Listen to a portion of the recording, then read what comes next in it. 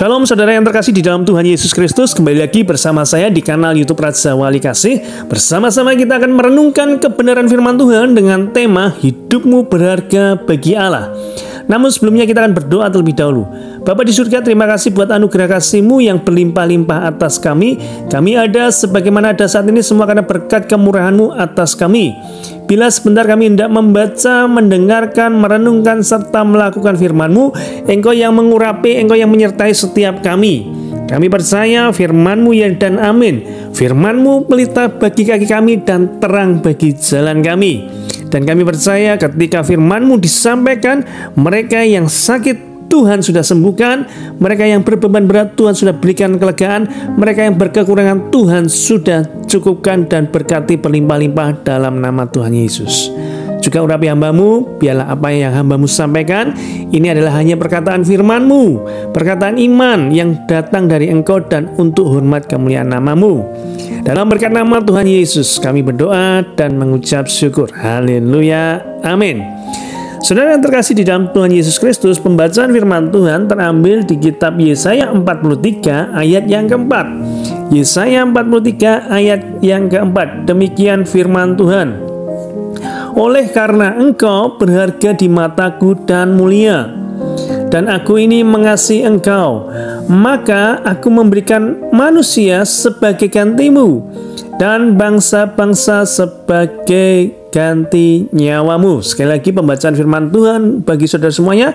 Yesaya 43 ayat yang keempat. Begini firman Tuhan. Oleh karena engkau berharga di mataku dan mulia, dan aku ini mengasihi engkau, maka aku memberikan manusia sebagai gantimu dan bangsa-bangsa sebagai ganti nyawamu.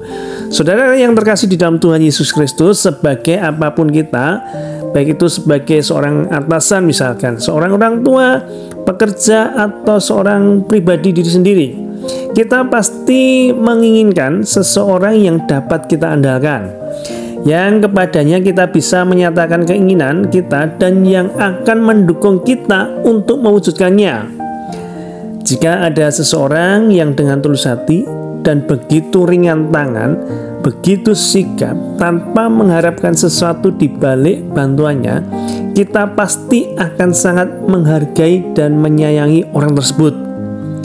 Seandainya ada sesuatu yang tidak diharapkan terjadi dan orang tersebut memerlukan pertolongan kita, maka sudah tentu tanpa pikir panjang kita akan segera membantu dengan semua yang ada pada kita. Jadi kalau misalkan kita sebagai seorang atasan, kita punya bawahan di mana pekerjaannya itu begitu sigapnya, begitu ringan tangannya, begitu dia tahu akan tanggung jawabnya, bahkan disiplinnya, pasti kita akan menghargai bawahan kita tersebut. Pasti kita akan menyayangi bawahan kita tersebut. Karena apa? Mengasihi bawahan kita tersebut. Karena apa? Dia begitu sigap, begitu excellent dalam pekerjaannya. Pun demikian kalau kita misalkan punya anak gitu ya, anak kita membantu kita dengan sigapnya, menolong kita, itu sudah rasa-rasanya penghargaan kita kepada anak kita itu tak habis-habisnya. Bahkan rasa sayang kita, rasa kasih kita kepada anak kita tersebut, itu sebagai manusia. Demikian pula halnya Tuhan. Ketika kita menjadi pribadi yang begitu berharga di matanya, maka kita tidak akan dibiarkannya tenggelam begitu saja. Meskipun kehidupan orang percaya bukan kehidupan yang lurus-lurus saja, ada waktunya kita menikmati jalan-jalan yang berkelok. Tetapi firman Tuhan berkata, tidak akan dibiarkan kita terjatuh sampai tergeletak, sebab Tuhan menopang dengan tangan kanannya. Artinya apa? Tuhan mengasihi kita, Tuhan menghargai kita. Oleh karena kita itu berharga di mata Tuhan, sehingga Tuhan itu akan menolong kita.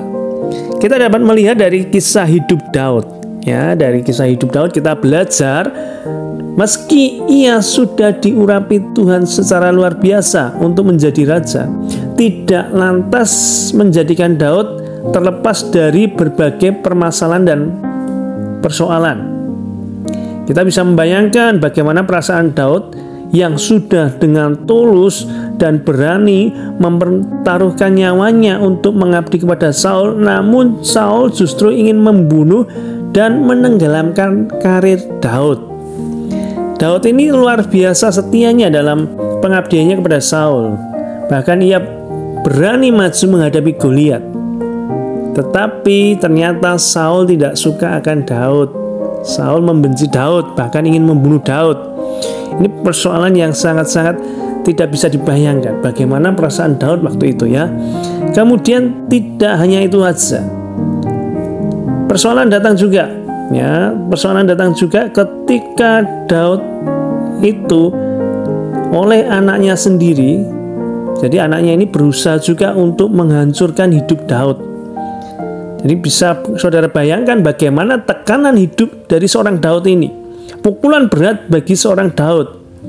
Tapi kita tahu perjalanan Daud, bagaimana Tuhan melindungi, meluputkan, dan menyertai Daud sehingga seumur hidupnya Daud tetap tidak terkalahkan. Nah, Daud ini adalah contoh pribadi orang yang berharga di mata Tuhan. Persoalan ada, tetapi Daud disertai oleh Tuhan. Tetapi Daud dijauhkan dari mara bahaya, ancaman, maut, kecelakaan apapun. Karena dia berharga di mata Tuhan. Bahkan kitab Tawarik, kita buka di dalam 1 Tawarik 28 ayat yang keempat, demikian firman Tuhan. Namun Tuhan Allah Israel telah memilih aku dari antara segenap uakku untuk menjadi raja atas Israel selama-lamanya. Sebab ia telah memilih Yehuda untuk menjadi pemimpin, dan puakku dari antara kaum Yehuda dan dari antara anak-anak ayahku, ia berkenan kepadaku. Daud mengatakan ia-nya besar, berarti Tuhan berkenan kepadaku untuk mengangkat aku sebagai raja atas seluruh Israel. Di sini Daud berkata, ia berkenan kepadaku untuk mengangkat aku sebagai raja atas seluruh Israel. Kata berkenan di sini terjemahannya di dalam bahasa Ibraninya adalah ratsah, ya, ratsah, yang artinya berkenan di sini adalah like, suka, berkenan. Allah memang mengasihi Daud, tetapi Allah juga suka kepada Daud. Jadi Daud ini berkenan di hadapan Tuhan. Daud berharga di hadapan Tuhan karena apa ya? Dia berkenan di hadapan Tuhan. Tuhan suka akan Daud. Apa yang menjadikan Daud begitu berharga di mata Tuhan?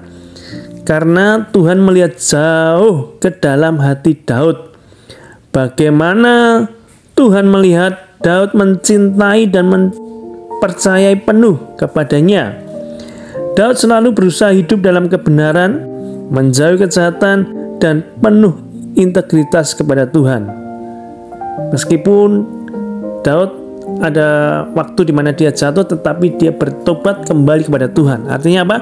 Daud ini cintanya akan Tuhan itu begitu luar biasa sekali. Pribadi yang suka memuji Tuhan, pribadi yang suka menyembah Tuhan, pribadi yang suka merenungkan kebenaran firman Tuhan. Jadi Tuhan itu melihat jauh ke dalam hati Daud, bagaimana rasa kasihnya, rasa cintanya kepada Tuhan, sehingga Tuhan berkenan atas Daud. Tuhan mengasihi Daud luar biasa. Kita pun bisa menjadi seperti Daud yang sangat berharga di mata Tuhan, yaitu ketika kita terus komitmen, konsisten menjaga kekudusan, serta taat dan setia kepadanya. Saat Tuhan melihat hidup kita dapat diandalkan dan sangat berguna sebagai alat kemuliaannya di muka bumi, maka Dia sendiri yang akan mengkokohkan kita. Kita akan terus naik dan tidak tenggelam. Hidup saya dan hidup saudara itu berharga di mata Tuhan. Karena apa? Tuhan sendiri yang sudah datang ke dunia ini untuk menebus dosa kita. Kita nggak layak masuk surga, tetapi oleh karena Kristus turun untuk melayakkan kita masuk surga. Karena Kristus, karena Tuhan mengasihi saudara dan saya, makanya kita itu berharga di mata Tuhan. Dan apa yang bisa kita balas untuk kebaikan Tuhan? Tentunya dengan kehidupan kita sekarang ini. Tuhan sangat mengasihi saudara, Tuhan sangat mengasihi saya juga. Bahkan di dalam firman-Nya di dalam Lukas 15 ayat 4, Lukas 15 ayat yang keempat, dikatakan demikian, Siapakah di antara kamu yang mempunyai 100 ekor domba, dan jikalau ia kehilangan seekor di antaranya, tidak meninggalkan yang 99 ekor di padang gurun dan pergi mencari yang sesat itu sampai ia menemukannya? Jadi perumpamaan tentang domba yang hilang ini sebagai introspeksi diri kita. Kalau selama ini kita sudah dikasih oleh Tuhan, tetapi kehidupan kita yang jauh daripada Tuhan, yuk kembali kepada Tuhan. Karena apa? Dia masih mencari saudara, Dia mengasihi saudara. Karena apa? Engkau berharga di mata Tuhan, saudara berharga di mata Tuhan. Bahkan lewat perumpamaan domba yang hilang ini, meninggalkan yang 99 ekor untuk mencari 1 ekor domba yang hilang sampai menemukannya. Demikian kasih Tuhan yang begitu luar biasa bagi saudara dan saya. Kalau selama ini kita jauh daripada Tuhan, yuk kembali kepada Tuhan, bertobat, minta ampun di hadapan Tuhan. Karena apa? Hidup kita berharga di mata Tuhan, saudara berharga di mata Tuhan. Entah apapun dosa yang sudah saudara lakukan, Tuhan masih mengasihimu. Tuhan ingin engkau kembali kepada Tuhan, sehingga lewat kuasanya pemulihan terjadi dalam kehidupan saudara. Saudara menjadi pribadi yang berkenan di mata Tuhan, oleh karena engkau berharga di matanya. Tuhan Yesus memberkati. Mari kita sama-sama berdoa. Bapa di surga, terima kasih buat anugerah kasih-Mu. Kami diingatkan kembali bahwasanya kami berharga di mata-Mu Tuhan. Firman-Mu berkata demikian. Oleh karena Engkau berharga di mataku dan mulia, dan aku ini mengasihi Engkau. Ampuni selama ini kami terhilang Tuhan. Untuk itu kami mau bertobat kembali lagi di hadapan-Mu Tuhan, mengakui semua dosa dan kesalahan kami, untuk Tuhan pulihkan, untuk Tuhan perkenan lebih dan lebih lagi Tuhan. Seperti Engkau berkenan kepada Daud, demikian pula Engkau berkenan kepada kami Tuhan. Berkati saudara-saudara hamba-Mu yang tengah dalam pergumulan ini Tuhan, baik itu tentang kesehatan, keuangan, sakit penyakit, masalah keluarga, masalah sosial, apapun permasalahannya Tuhan, kami mau bawa ke dalam tangan kuat kuasa-Mu. Kami percaya kuasa-Mu sudah bekerja. Di dalam nama Tuhan Yesus kami terima kuasa-Mu, dan kami bisa mengatasi segala permasalahan kehidupan ini bersama dengan Tuhan yang menyertai kami. Terima kasih Tuhan Yesus, terpujilah nama-Mu. Haleluya, amin.